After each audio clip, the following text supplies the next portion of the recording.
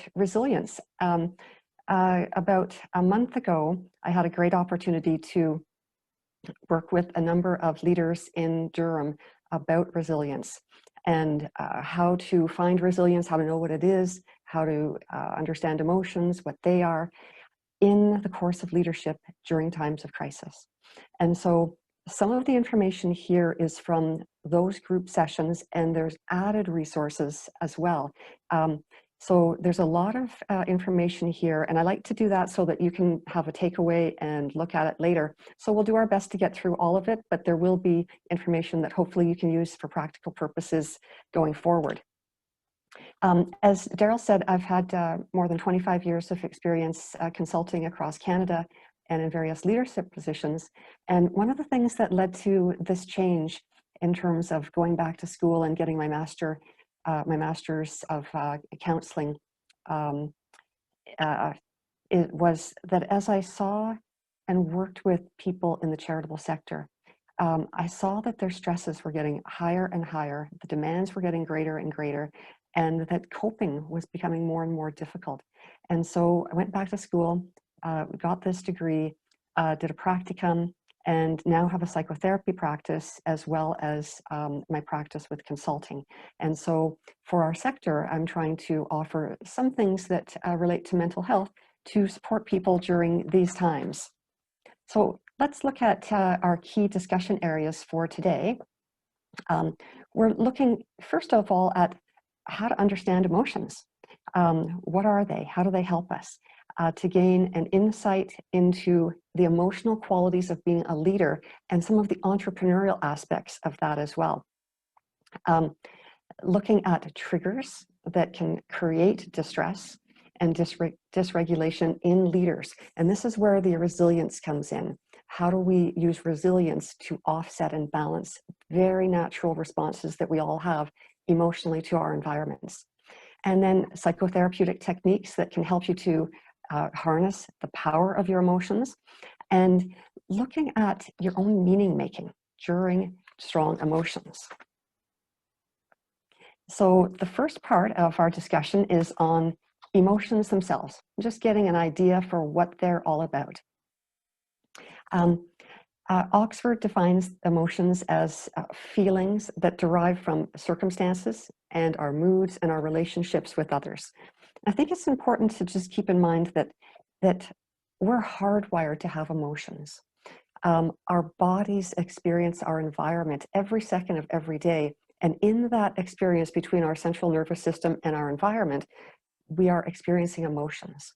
Basically, it's a way to understand what's in our environment. So Darwin thought that emotions evolved to help an animal know what to do next.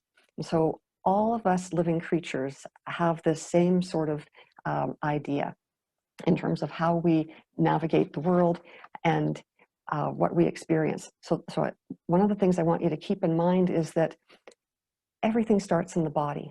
We experience things through our body first as emotions, and then they get interpreted as feelings based on how the brain tries to make sense of that experience. So we're going to get into that in a little bit more detail, but keep in mind that emotions are short-lived. So if we look at in more detail here, emotions are basic, they're an experienced automatic reaction, and they're temporary. And so one of the things I like to do with my clients in my private practice is to actually surf emotions. So if there's stress, or if there's sadness, or if there's anger, or whatever, literally you can watch an emotion sort of rise, peak, and then discharge. And typically they last no more than 90 seconds. They can feel like a lot longer than that, but they really don't last that long. And they can repeat, of course, and then you just get into the surfing some more, but we'll get into that. So emotions are not connected to logical reasoning. So that means that they can either help or hinder decision-making. And that's why it's so important for leaders to be in touch with what they're experiencing emotionally. And the most common ones, there are 6 basic ones: anger, disgust, fear, happiness, sadness, and surprise. or shock. And they're easy to recognize in other people. And when we see other people experiencing these, we experience them too. So what's different between emotions and feelings? Feelings have that more cognitive element. It's where we try to make sense of what's happening emotionally. So for example, someone might feel shock or anger. Let's say they've had a distressing interaction with their manager or a member of the family. So feeling-wise, they might process it and give it a meaning that might be a sense of powerlessness, but the emotion itself might have been anger. So feelings are longer lasting, and the emotions, they get processed by thinking to become feelings. And so they can be more expansive and less intense. And they can be a combination of things. So the example that I just shared, that sense of powerlessness might also go with a sense of unworthiness. And with my practice clients in my private practice, this is what we unpack together. Mood is a combination of the two, and it can be shorter or longer term, and it's more complex. So the key thing is to remember the difference between emotions and feelings. And here's what's called an emotion wheel. And you can see that in the middle are the basic emotions that have been researched and understood for many, many decades. And as you branch out through the wheel, you can see how the feelings get more nuanced. And so if somebody's fearful, very, very biological reaction to something. However, if you look at this where it branches out, and somebody can feel insecure or weak, they can feel exposed, and this takes on all sorts of different meanings in a person's life. So one of the things to keep in mind, especially from what's really being researched a lot today, are two things: cognitive approaches to understanding emotions and feelings, and somatic approaches. And so we get into this idea of, are our thoughts determining our feelings, or is our body actually talking to our brain? And I like to look at it as bidirectional. And again, with people I work with, if we can't get into what the thought is, we go right into the body and we locate where a feeling or an emotion is taking place, and then that helps to unpack it. So one of the nice models for how to look at why do we feel the way we do is to imagine that there's a trigger. So a situation happens. Situation right now is the pandemic. Big situation and possibly big trigger for all sorts of things. So a trigger situation happens, and then what happens is there's a thought about how that situation is interpreted. That gives rise to an emotion, and then the emotion gives rise to a behavior because it compels the body to do something. So remember that emotions are mobilizing. They're trying to get you to do something. And so what's really important to keep in mind here is that there's always a cognitive appraisal that evaluates whatever is happening. And that has a big impact on how this whole sort of interacting system unfolds. So let's test that out a little bit. If you look at this picture, and I'm sure many people have seen him on different TV programs, very strong character, just let your awareness go to what you immediately feel. And so, and if anybody is in the chat room, please do let me know. But what is the immediate feeling that comes with imagining that you're in front of Kevin O'Leary pitching a product or pitching anything? And with that feeling, see where it lands in your body. Where do you feel that feeling in your body? Some people might feel it in their jaw, some people in their shoulders, some in their stomachs. Some might feel tingling, some might feel butterflies. The idea is to be aware of what's happening between you and your environment. And in this particular example, the environment is that you're having a one-on-one with Kevin O'Leary. And when you've got a handle on what you're feeling and sensing physically, then ask, what are you thinking? What is your cognitive appraisal of the situation? Do you feel safe? Do you feel secure? Do you feel confident? What do you feel or think about yourself? And then what is the desire to behave or act? How do you actually want to behave? Do you want to talk? Do you want to run? Do you want to keep on with the conversation? And I'm just seeing if I can see the chat here.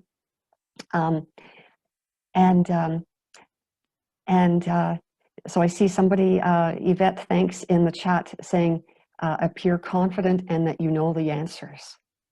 That you want to appear confident and that you know the answers when you're with somebody who is like this, who's a very powerful person who has the capacity to make a lot of judgments. Okay, so just a little exercise, and that's part of what we're going to do today is have exercises that allow you to develop awareness around what you're experiencing. So if we compare Kevin O'Leary to the Dalai Lama, how does this feel? And oh, just before we go there, I wanted to acknowledge Carol. Carol, thanks for your comment there, tendency to run, but would want to be confident and knowledgeable about what I'm going to say. And so there's an understanding that there might be a sense of threat with somebody like this. And so it doesn't mean that there necessarily is a threat, and there could be a threat. We don't know, but what we want to do is listen to the body and the feelings, because then we can get a handle on what we're thinking and how we're seeing ourselves in relation to a situation, and then balance and moderate as needed. So here we have the Dalai Lama. And again, I'm going to ask you to just let your awareness go to your feelings. What's the immediate feeling that you have when you see the Dalai Lama looking at you like this with his hands in prayer? Okay, I see Samantha saying permission to be vulnerable, calm, peace. From Maggie, Carol, happy, peaceful, welcoming, accepting. Okay, so as those feelings, as you're aware of those feelings, what's the physical sense that then happens with that? If you were to allow your awareness to go to what your body feels when you have these feelings of calm, peace, happiness, acceptance, what happens then? And just let yourself be aware of that. And then what's the thought that comes through about yourself in particular? Is your thought, for example, I am safe? Is your thought, I can be myself? Is your thought, I am worthy? There are all sorts of nuances that go on here, particularly as people assess themselves. And this is key, because in our interactions with our environment and others are a part of our environment, we inevitably make self-judgments about ourselves based on how we interpret what we're experiencing. Okay, so thanks for going along with those exercises, everyone. Let's take a look at the emotional experiences of leaders. And what I want to ask you to do is to focus on the right-hand side of the screen and the left-hand side of the screen. In the middle, we have the core emotional intelligence competencies of leaders. But what we want to do is look at the outcomes.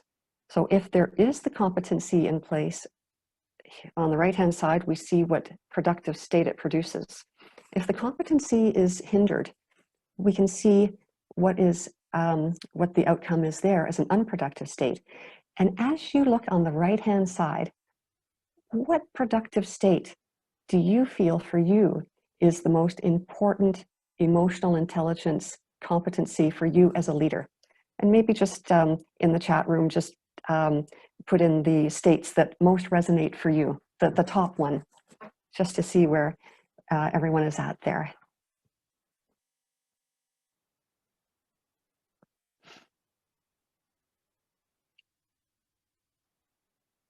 And so if you look at productive state of being present, productive state of being empathetic, genuine, expansive, resilient, empowering. Okay, so I see Maggie is empathetic, present, and genuine. Thanks, Maggie. Sue, resilient. Okay. And so as you look at, as you connect with these different productive states, the idea of being resilient is connected to self-management, and it's the opposite of having a temperamental state, which makes it difficult to actually respond to crises, problem solve, and generate solutions. I see Audrey, empathetic and genuine, and thanks, Audrey. And I think it's Sue, present, genuine, and resilient. So here's the thing. The self-awareness piece at the top, which brings us to a sense of presence, allows us to have all these other competencies. And we're going to get into this a little bit more. But when we're not present, we tend to be disconnected. And it makes it difficult to assess and discern what's going on in the environment. So imagine if you're present, you're in the environment, your central nervous system is constantly responding to whatever is in it. And if the self-awareness is disconnected, then that illogical side, which is just emotional responses, so just biochemical responses happening, that's what's going to be happening, as compared to being present and being able to discern the cognitive appraisals that are being made of feelings, and then being able to ground in the awareness of that, understand if it's true or not, let it go, and then get on with the day, or problem solve, or do what needs to be done.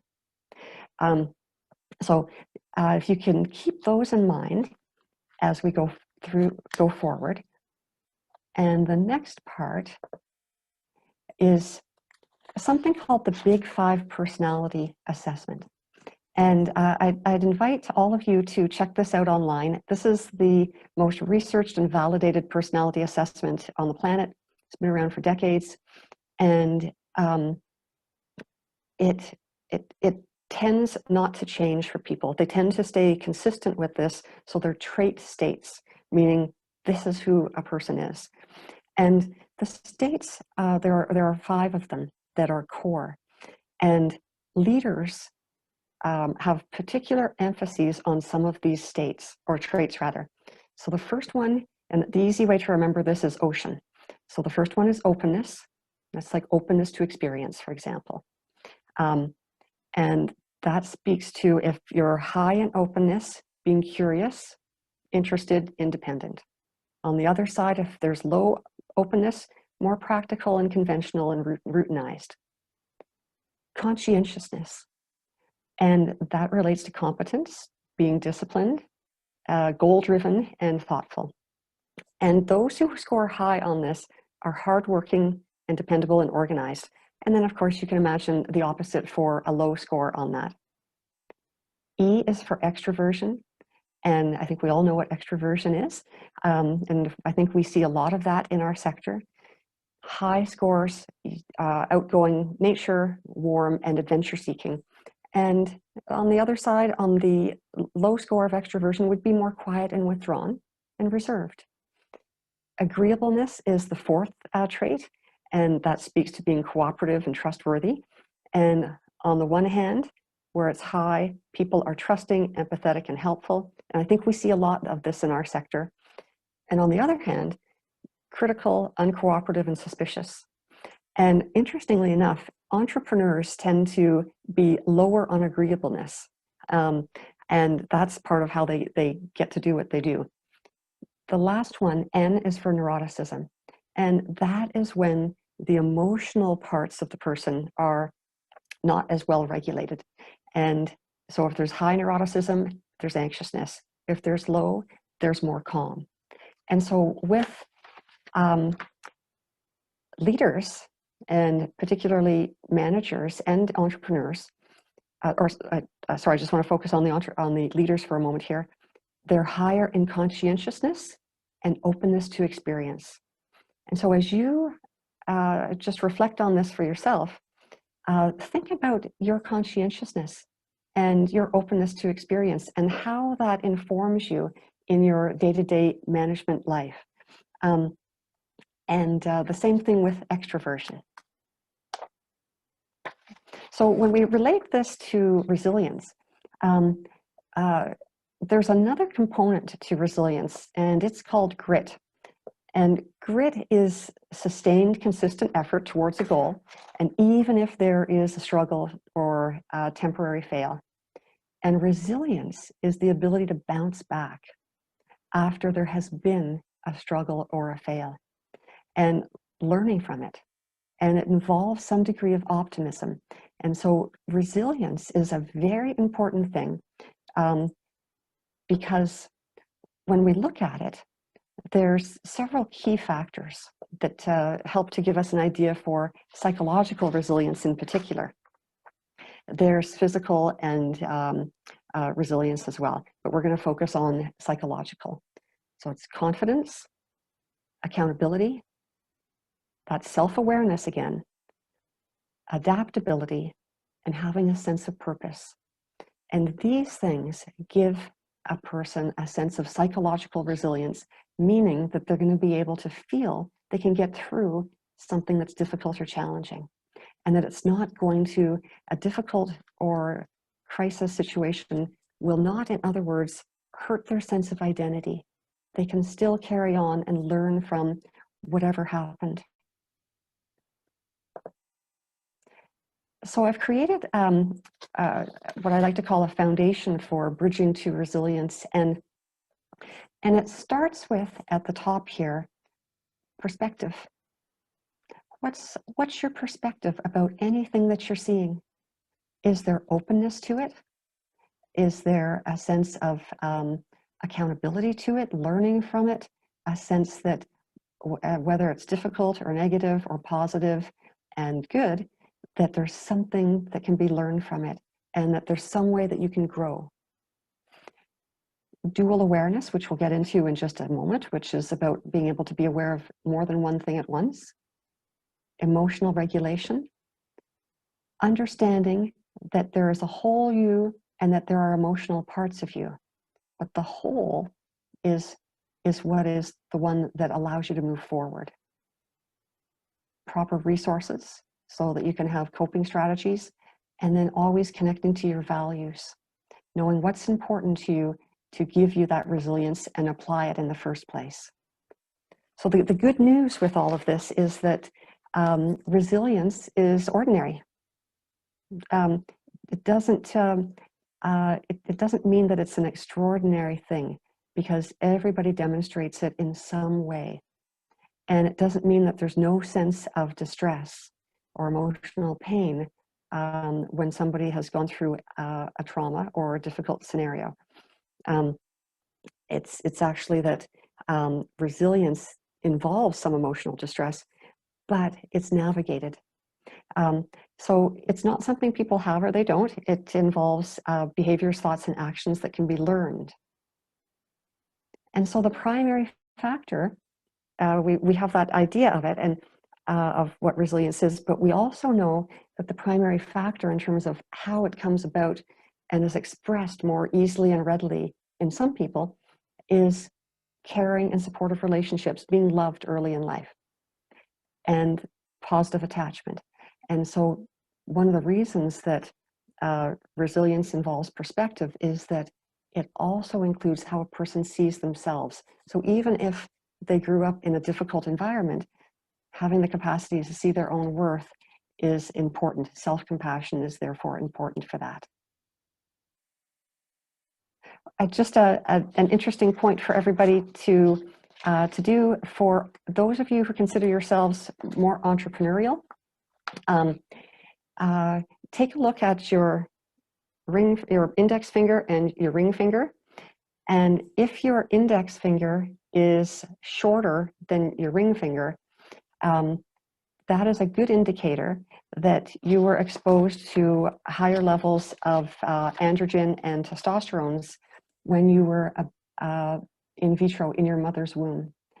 And for those people who were, you tend to see them in sports, trading, on trading floors, entrepreneurs, CEOs, and different areas of life where they are called on to be adaptive, quick, see gaps, be decisive, and take risks. And so that's an interesting exercise to do, and the research on it is really compelling. So let's go on to the triggers that can create distressing emotions for leaders. And I just want to ask you to look at this image. And those who participated in the resilience group are familiar with this image. And what do you feel when you see this? What do you see? What comes up for you as you interpret this? What do you find yourself focusing on? Are you focusing on the movement? Are you focusing on non-movement? Are you focusing on one pink dot? And so if you want to write in the chat room what you're focusing on as you see this, this is about perspective, which is a huge first part of resilience, and knowing what you pay attention to, knowing where your attention goes to when there's movement, when there's something happening in your environment, and knowing what that feels like. So as you look at this, and thanks, Yvette, and SH, okay, I can see people are seeing the dots move in a clockwise direction, pink dots moving, flashing green dot in the middle, and color. And so when you take a look at this, be aware of, is the focus going to trying to discern what it is, trying to figure it out? Is there a focus on the emotions that might arise when looking at something like this? Is it a sense of curiosity? And just use this sort of exercise to get an idea for how your attention works and where it goes to first. And if the attention is looking for threat, looking for as non-judgmental curiosity, openness, whatever it might be, just to get an idea for what your system is like. So one of the questions to ask is, when we think of our leaders being high in conscientiousness and openness to experience as well as extroversion, what feelings might be activated for such people during times of stress and uncertainty, like we're in now? For many people, this is a time of stress and uncertainty. And so we know that leaders have these three traits that are common to them.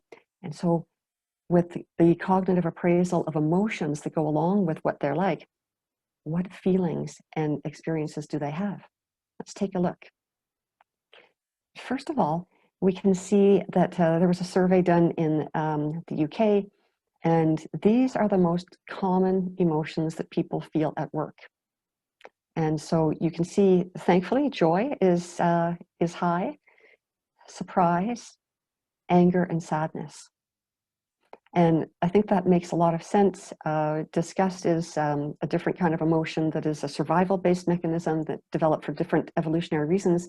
But joy and surprise. So surprise can be both good and bad, of course, because surprise can also be shock.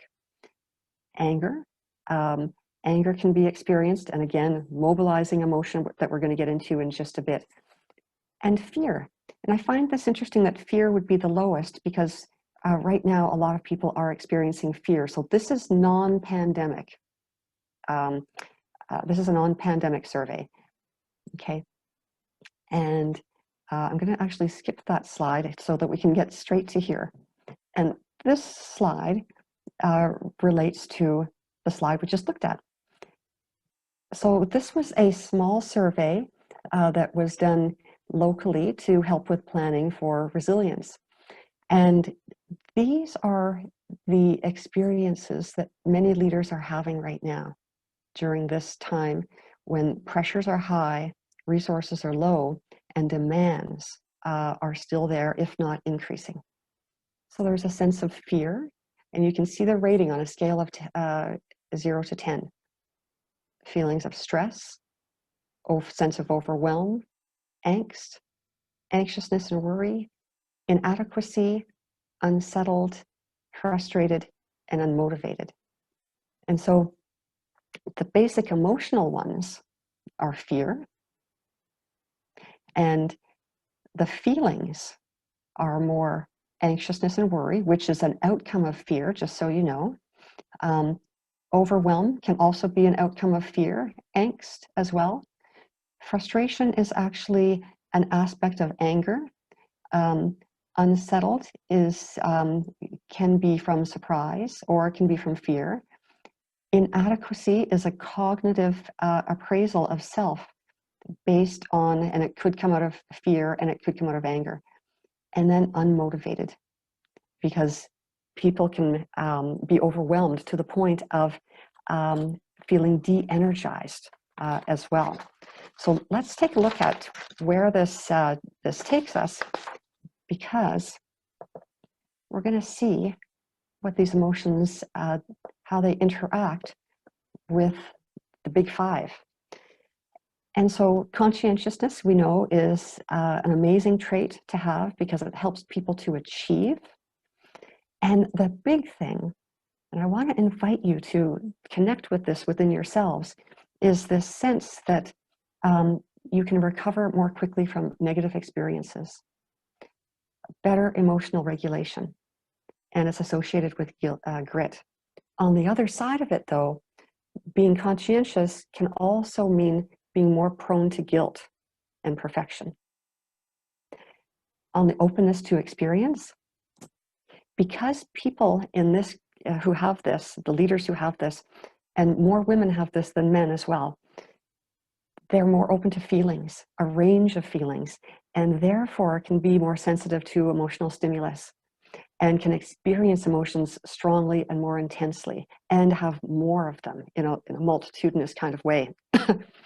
So that can mean there can be great joy, but also the other side of it. And so on the one hand, openness generally leads to more positive outcomes and greater efficiency.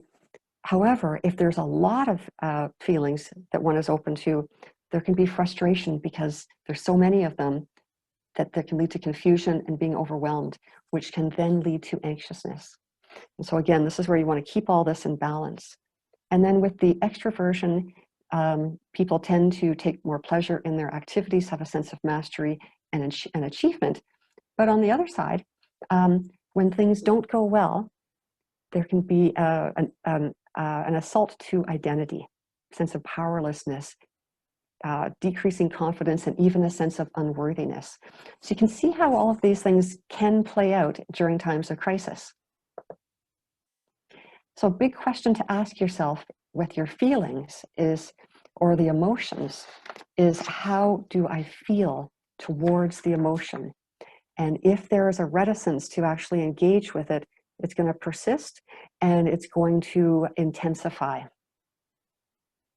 So one of the things I like to look at is how emotions can serve you. And they tend to be mobilizing things. So the upside of fear is that it's a bridge to something new, a new experience, a new asset, a new realization about yourself.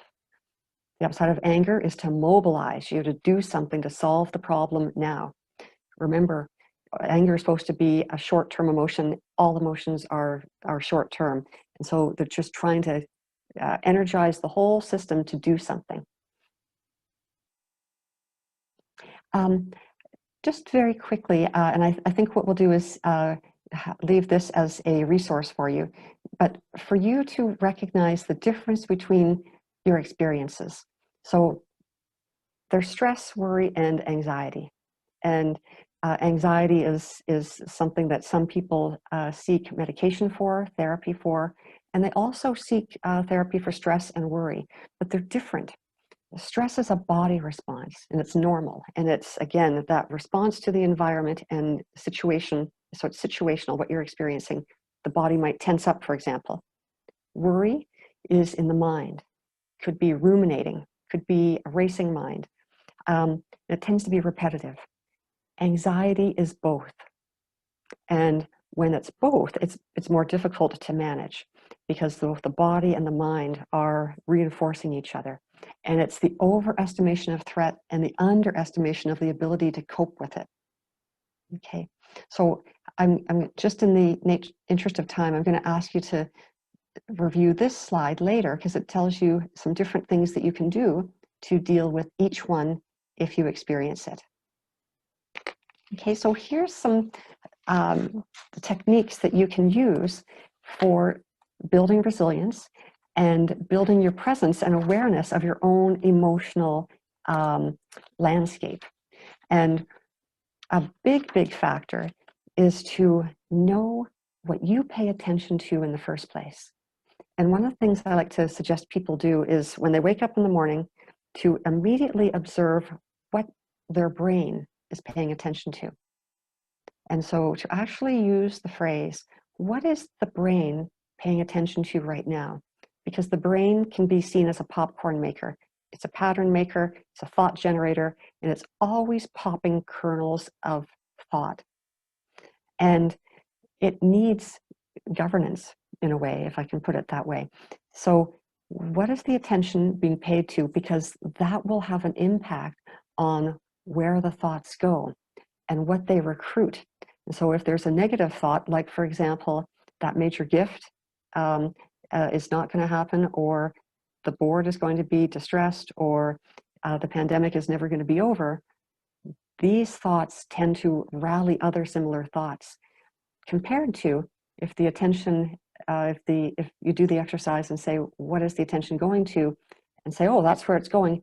And then say, what do I prefer it to go to? And it might be, okay, we have the experience of solving this issue before. We're going to rely on our knowledge and our history and our innovation. And then that changes the thoughts, which then changes the action and then gives new motivation. And one of the things to also be aware of is what motivates you in the first place. And that's another presentation altogether, but I wanted you to see this interaction between these four things. And we're going to come back to this as time permits, but there are different kinds of very practical exercises you can do. And if there is high anxiety, and I'm just going to circle this one here, you're probably going to want to use physical coping strategies. Some of my therapy clients have actually walked some of them through panic attacks in real time. And sometimes what is needed is cold water on the back of the neck. If somebody is experiencing anxiety on a regular basis, low level or otherwise, one thing that you can do easily is splash your face with cold water every morning and every night. If you're in a meeting and you're really worried about it, pop a sour candy. It will distract and take the attention away. This is called a butterfly hug. And when you do this, it calms the vagus nerve. All of these do in the physical area. And many people will do this, and even toe wriggling. So I encourage you to look at this and test drive some of these. So when we look at our different emotions and experiences, we know that there's this interacting system with a trigger It leads to a thought, a feeling, an emotion, rather, body state, and then a behavior.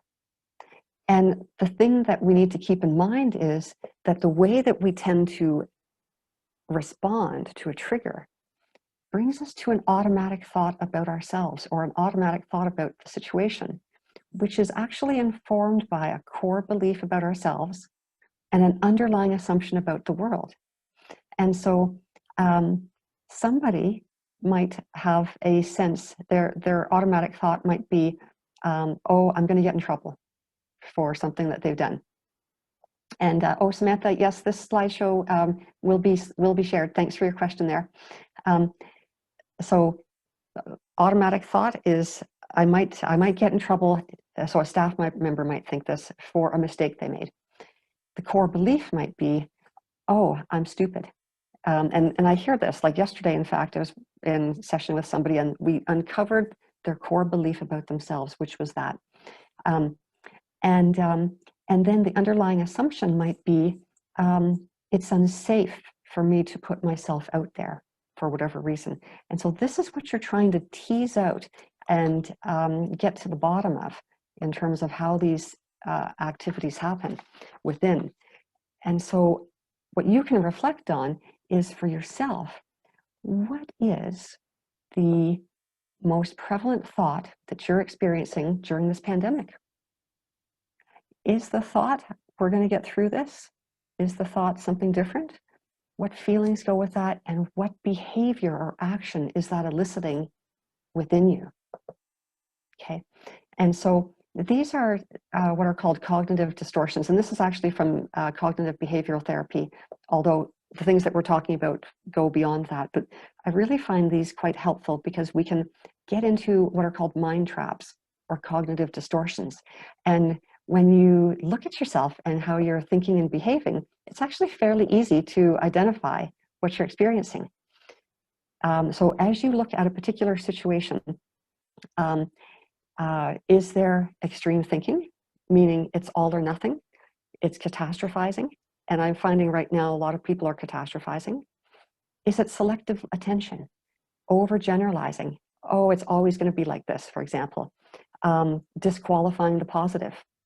So, or magnifying or minimizing a particular situation. And then relying on intuition, which sometimes, and intuition, I'm actually a big fan of this, so I don't want to take away from that. This is more along the lines of reading somebody else's mind and fortune telling without actually knowing or having any solid information to back that up, that it's more based on fear, for example, insecurity or something. And then self-reproach, that self-criticism, and the inner critic is huge for people these days. Personalization, and even name calling. So within, people could be calling themselves names. That's the inner critic. So a way through this is what I call dual awareness. And this dual awareness is this sense of being aware of the present and the past at the same time.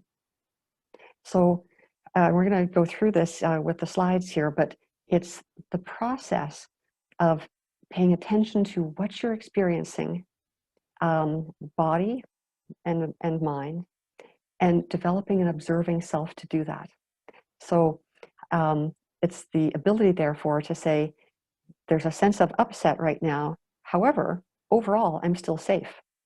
And I can still talk. I can still say the next sentence. I can still take the next step.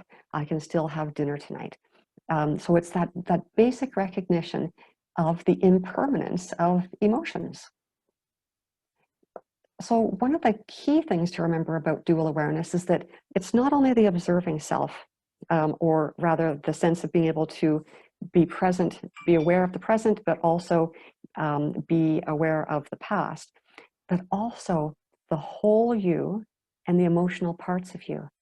So the whole you has 8 C's: compassion, creativity, courage, confidence, being connected, being calm, being clear, and being curious.